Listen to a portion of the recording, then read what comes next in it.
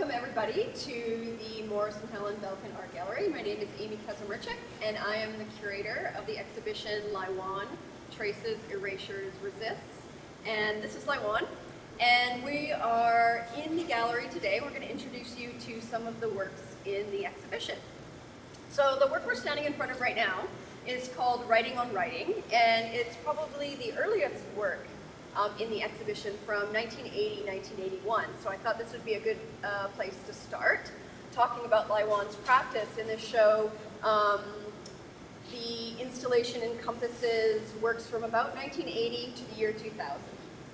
So Laiwan, with Writing on Writing, you've spoken before about how this introduces your interest in deconstructing writing and deconstructing language.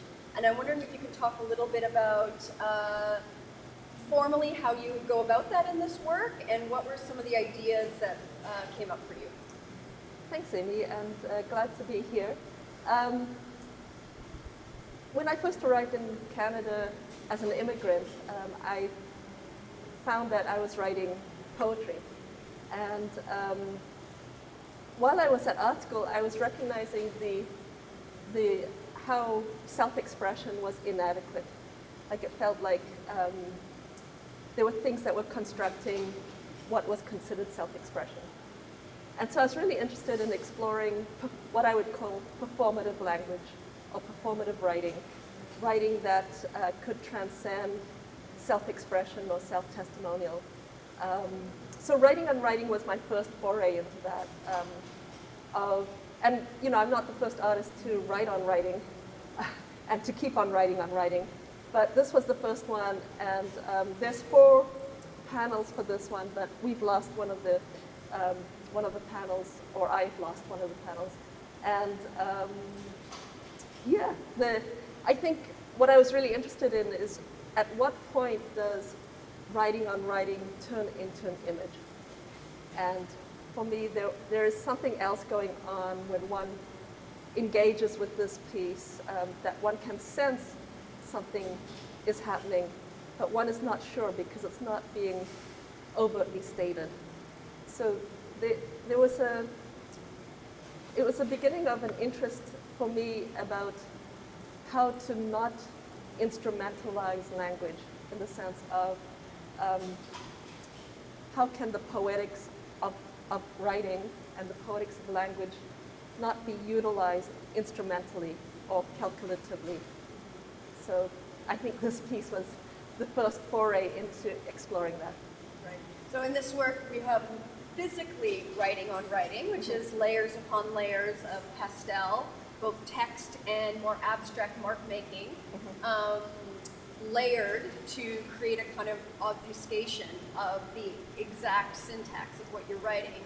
And then you're also talking about a kind of conceptual writing on writing, which is thinking through the process of writing about the structure and the organization of writing itself. Right. I think that I was quite a young person when I did this. I think I wasn't that intentional in saying, okay, I'm going to write theoretically within this text. Yeah. But I was trying to strip away, I guess, the constructs of what I would think was a structure of a sentence or a narrative, or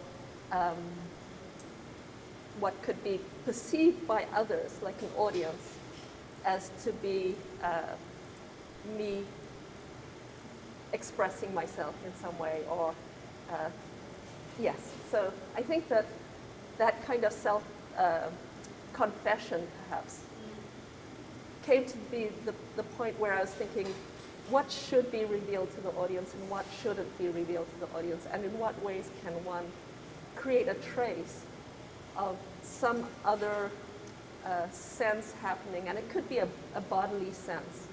So I think I was interested also in questions about embodiment in writing, and how can that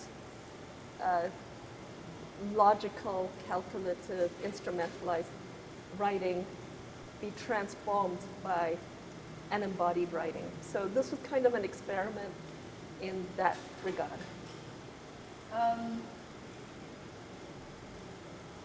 you speak a lot about this tension between a kind of open expressivity and embodiment in your work and also a protection of expressivity. And one of the ways you've talked about that before is in establishing parameters for yourself in your work. One of the ways you establish those parameters is working with found objects. So we're going to go over here, just step to the side. We're going to go look at a work called Dotting Like Flatheads. This is the English I learned.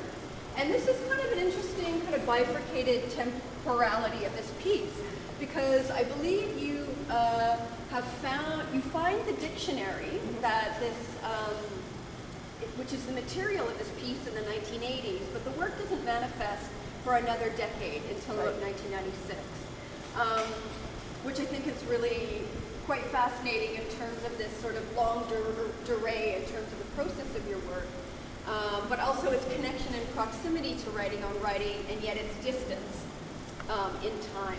So I'm wondering if you wanted to give us an introduction to how this work expresses some of your thoughts around working with found materials as setting parameters. Right. Thank you. This dictionary is an English and Chinese dictionary, and it was found in a dump site that was developed into the Strathcona Community Gardens.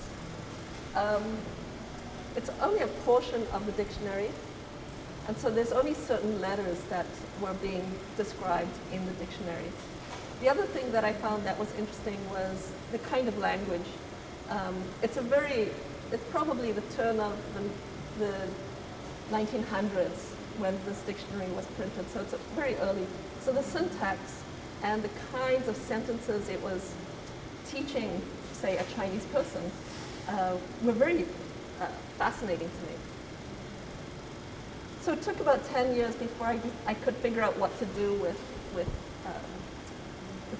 the dictionary parts. And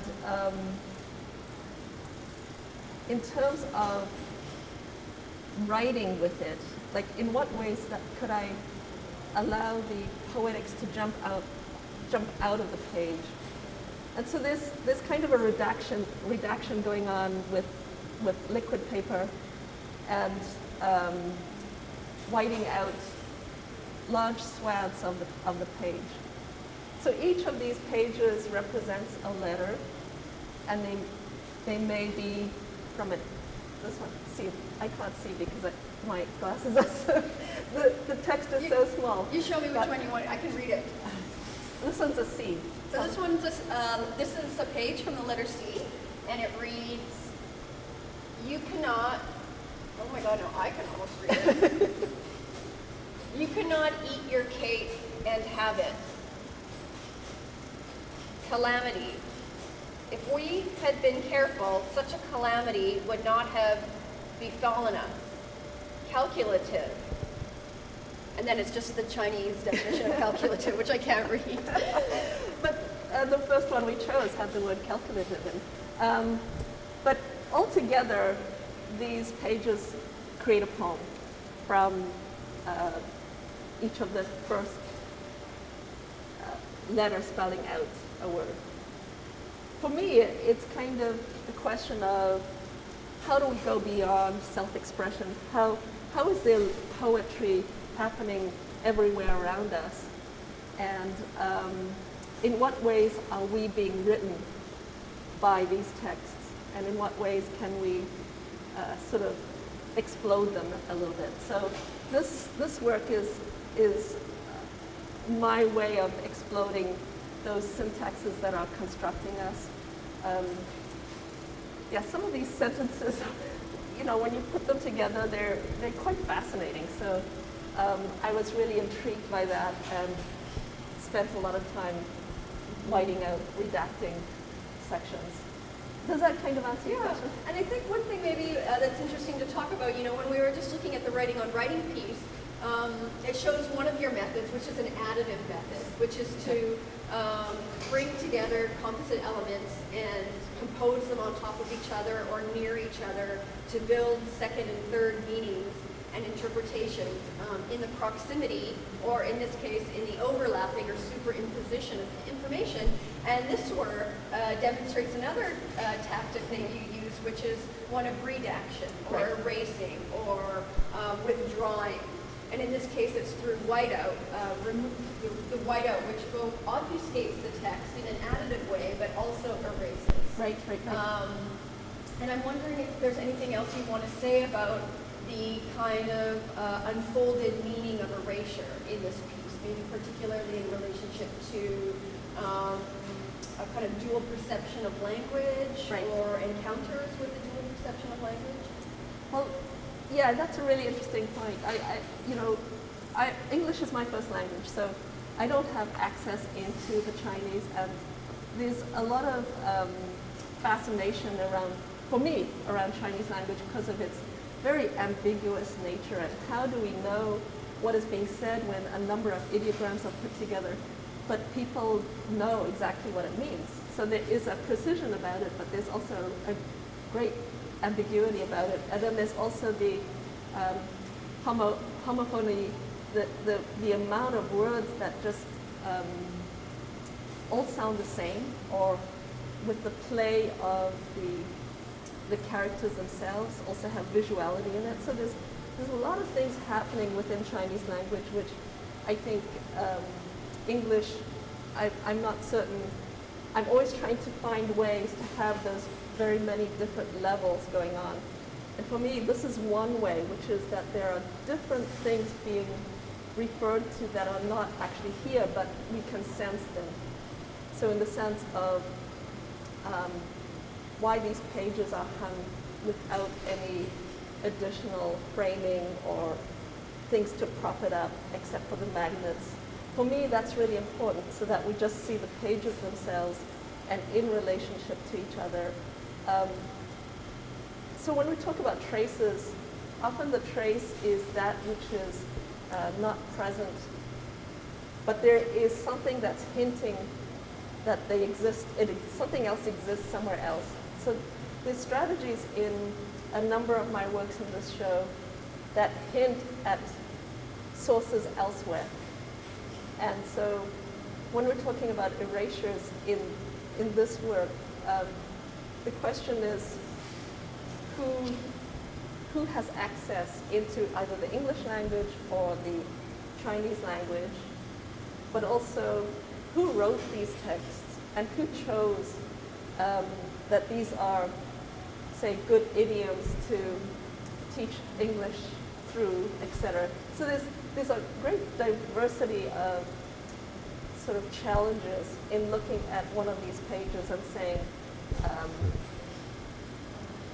as a person, perhaps imagining myself as a person who does not speak English, that this may be my sole entry in understanding a world that is constructed by English. So that was very fascinating to me. Now, around the time, approximately, that you found this dictionary, not made the work, but found the dictionary, you also endeavored on another project, which became known as Travels in China, 1985. And we're going to take a walk over here. One thing I love about the material proximity to this work is I've often felt that a lot of your serial wall works are almost like proto-cinematic installations, where you get this serial repetition of the page. So when we then move into looking at your slide projection works, we see a kind of next step in a proto-cinematic installation, which is the moving image in the carousel, which I feel is very prescient here in this proximity to these works. Now, my understanding is when you endeavored to make this work, this was your first trip to China in the mid-'80s, in your early 20s, and this perhaps was also your own an important step in your own processing this kind of, what I want to say, the encounters of perception and the way in which experience is formed through language and how you produce representation. So I'm wondering if you can give us a sense of how these photographs came to be, and when you look at them in relationship to your experience, perhaps a writing of the self through photography. Right.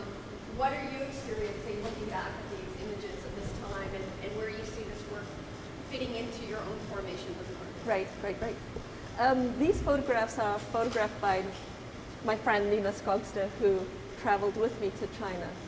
So we traveled as a collaborative kind of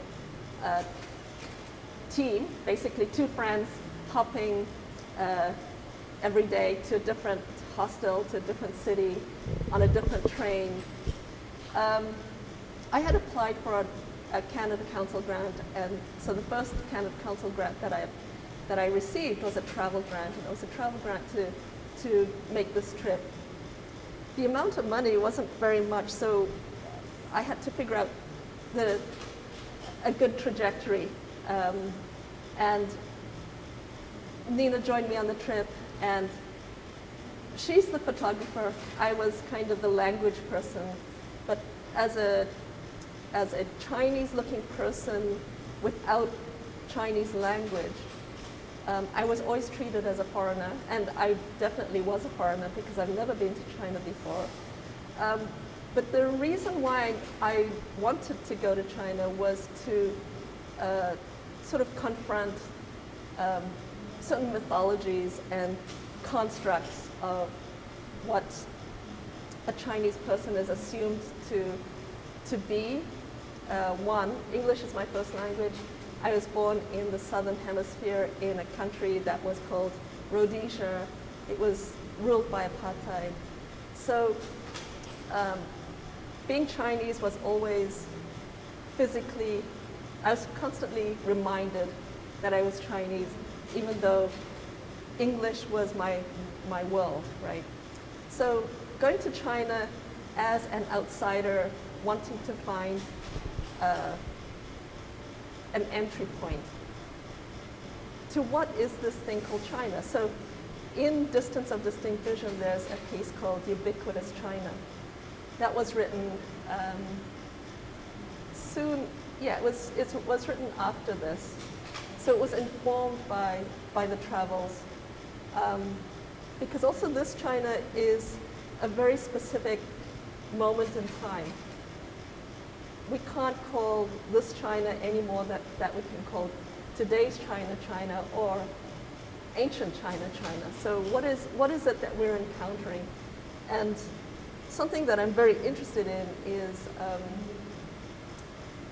and I think these photographs really show it, is that moment when relationships, the relationships of communities was still very much visible on the streets. Everyday things that were happening.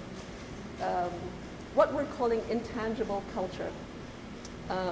And this is something that we're working with in Chinatown as an activist and with community in Chinatown in Vancouver today, is looking at intangible heritage, intangible culture, and where that exists. So a lot of these photographs for me speak to many intangibilities that we were encountering that wasn't part of the fixed notion of what we thought China was or should be. So part of the travels and also my travels back to Zimbabwe really emphasized for me, the importance of just understanding that the world is huge, that there are many parallel worlds, there are many instances of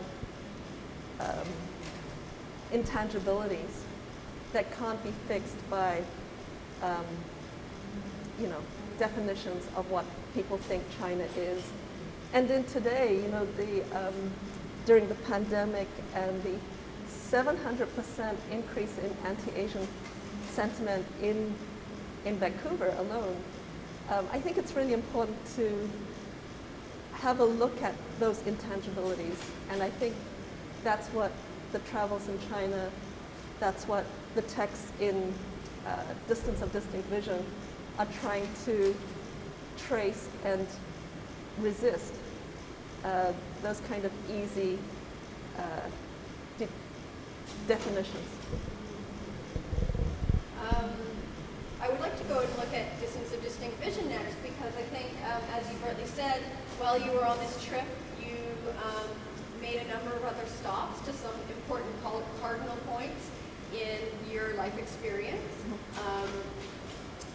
And perhaps a kind of summation of that negotiation of proximity and distance between these different geographies and their histories is what kind of birthed distance of distinct vision. But also in the next room, we'll maybe walk over, we also have African notes, which was not made on the same trip, but a previous trip back to Zimbabwe. And so I think that... You can show the map.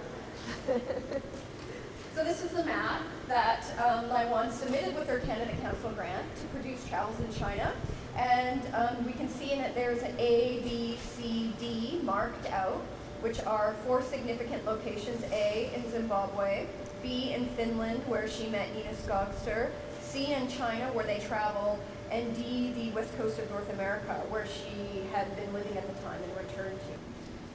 So in this room, we have 2 works. We have Distance of Distinct Vision, which is made in 1992, and we also have African Notes, parts 1 and 2, which was made in 1982, I guess a full decade earlier. And there definitely is something about this room that draws together the different kind of cardinal geographic points in your life. And I think also too encompasses quite a sophisticated reflection upon both your perception of those experiences and then the perceptions from the outside of your experiences, of your encounters.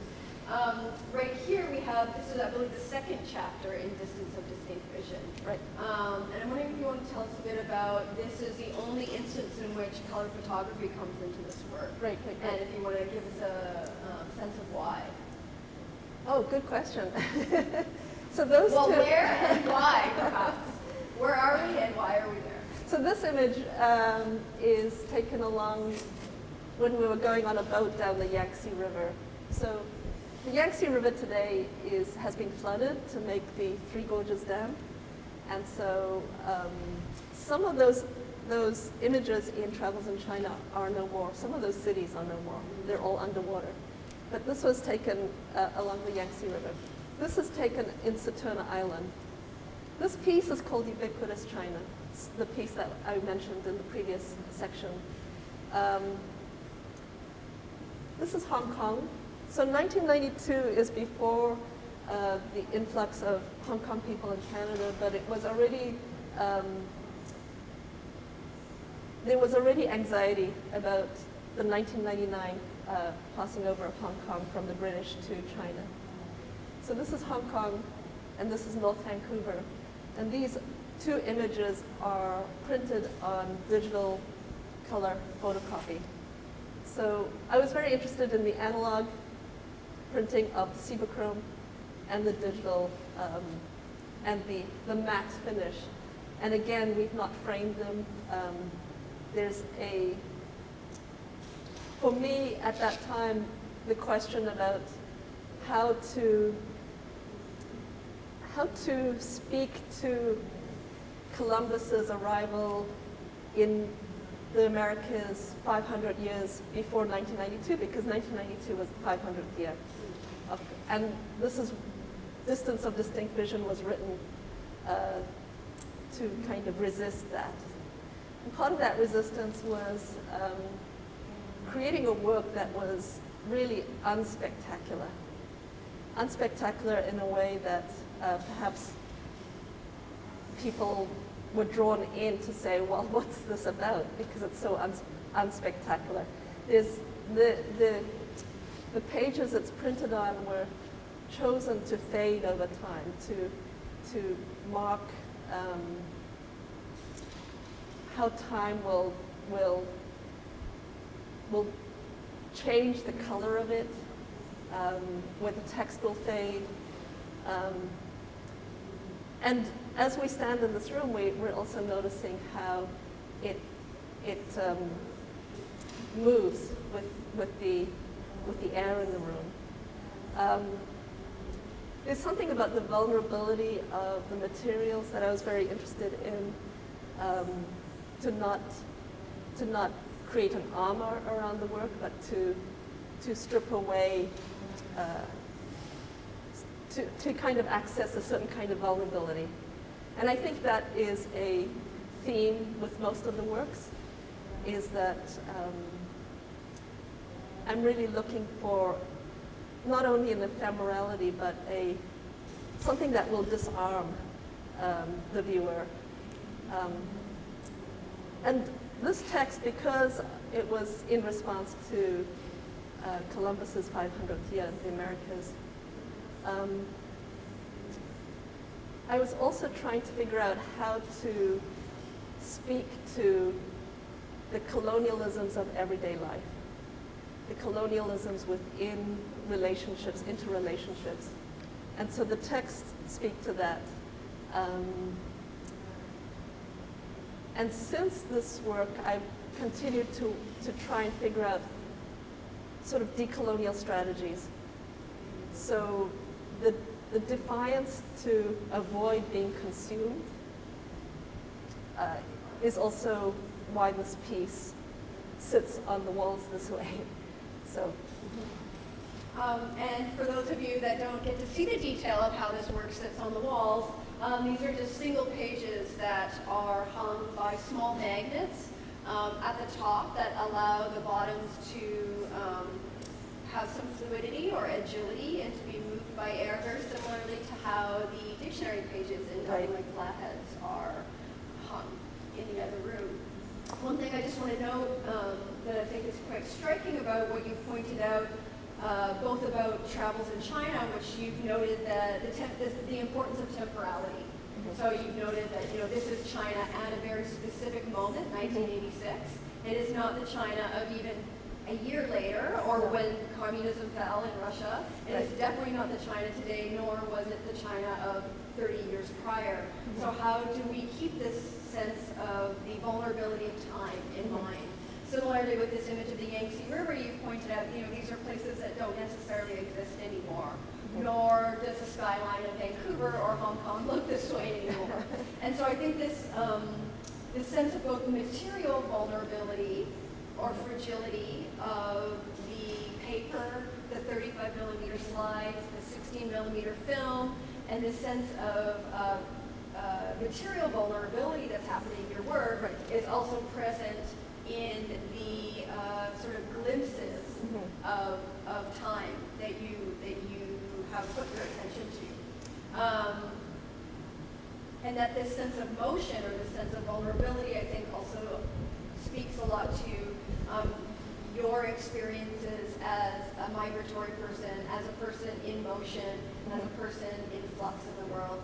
And the last work we're going to take a look at that I think also really expresses this in a really unique way is work on the outside screen, the screen out front of the Belkin, which is called She Who Scanned the Flowers of the World. And it's significant because this represents flower petals that Laiwan has collected in her travels around the world over about a 20-year period. So we're going to go outside and take a look at that. So we're outside of the Belkin Gallery now, in front of the screen, and this is Laiwan's work, She Who Scanned the Flowers of the World. And when we were inside, we were just talking briefly that these are flower petals you've been collecting over a period of time on your travels. And I'm wondering, what gave you the first impulse for this, and why flowers? Well, this piece was originally made in 1987, and similar to the question about writing and how there are constructs to writing that I wanted to kind of be free of. It was the same with the image. I wanted to know what is an image, and is there a way I could create an image that could be affected by time and space, that would fade, that would degrade, that would mold in the course of time, and still be an image. And so flowers were kind of perfect for that, and I started putting them into slide mounts. So you can see my love of the little slide mount and its possibility to project into a large space. So that's how it started. Now, the title, She Who Had Scanned the Flower of the World, came from a poem by Sappho. And the opportunity to digitally scan them, like, because the original piece in 1987, there wasn't any digital scanning that we could have at home. I don't have access to it, probably not till the late 90s to truly be able to scan them. So for me, the violence of the light in the projector transforming the image of this organic matter was very interesting to me.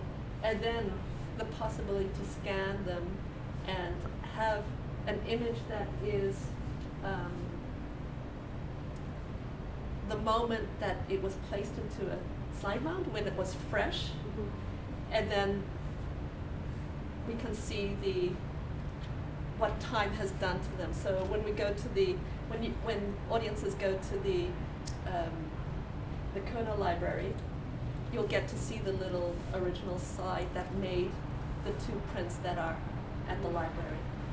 And so that's interesting for you. The kind of temporality of this work is marked in that moment that the flower goes into the slide mount and it's sort of captured or held. Right. When you look at these flowers, can you recall the places where you actually collected them?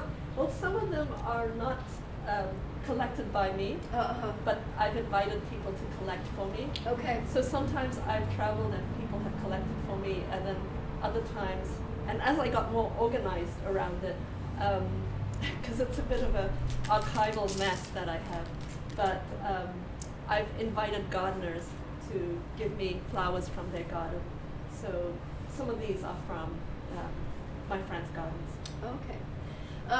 I want to pick up on something you said that's, I think, very important to the show, also too, around temporality and around the technology of different mediums and the kind of vernacular or vocabulary of technologies. Is this work has been taken iterations in numerous mediums. So like you said, it started with a 35 millimeter slide.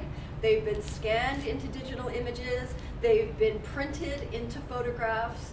They're now up on a digital screen, and this is a phenomenon that takes place in numerous works throughout the show, where over time, for example, African Notes was first a 35 millimeter slide installation and was later made as a book. Distance of Distinct Vision had an iteration later on as a website, as did a number of the works. And I'm wondering if you can talk a little bit about this fluidity or this flexibility of experimenting with the, let's say, the vocabularies of different technologies. Oh, thanks. Say a little bit about it. Yeah, in the show there's a piece called Machinate, and Machinate for me was exploring how analog technologies and digital technologies change the way we move in the world, and also change our relationship to our bodies and our relationship to time and space, actually, because there's a lot of footage about outer space. For me, technologies like the book and slides as well have an intimacy, and I was really interested in that intimacy, and I was interested whether that kind of intimacy can be translated into digital technologies. So some of the websites try and get through to that intimacy and vulnerability, but there's also what could be called the glitches, and I'm really interested in the glitches. So you might come into this show and see that a slide has sort of moved out of its slide mount, or the film might be doing its own thing. I'm really interested in those glitches because there's something about technologies that really armor itself. It really wants to hide what it's doing. There's, especially on digital technologies, more and more, we don't really know what's going on in the box. And if we want to fix the box, we have to call an expert to fix the box. So cars are being made that way too. We're having less and less direct one-to-one relationship to be able to fix something, the more digital it goes. So I'm very interested in that, in terms of in what ways can we have a relationship to technology that, this is what Heidegger asked, can we have a free relationship to technology, and in what ways can we do that? And so the question that he asked was, what is instrumentalized thinking, and in that regard, what is calculative thinking? And his proposal was poetics, the response to an exploration in poetic thinking and poetic language, sort of takes away the instrumentality of something. We can no longer extract from the poetic. The poetic is shifting and moving, and perhaps that's what your question is in terms of these materials. Why do I go from all these different materials with a same project?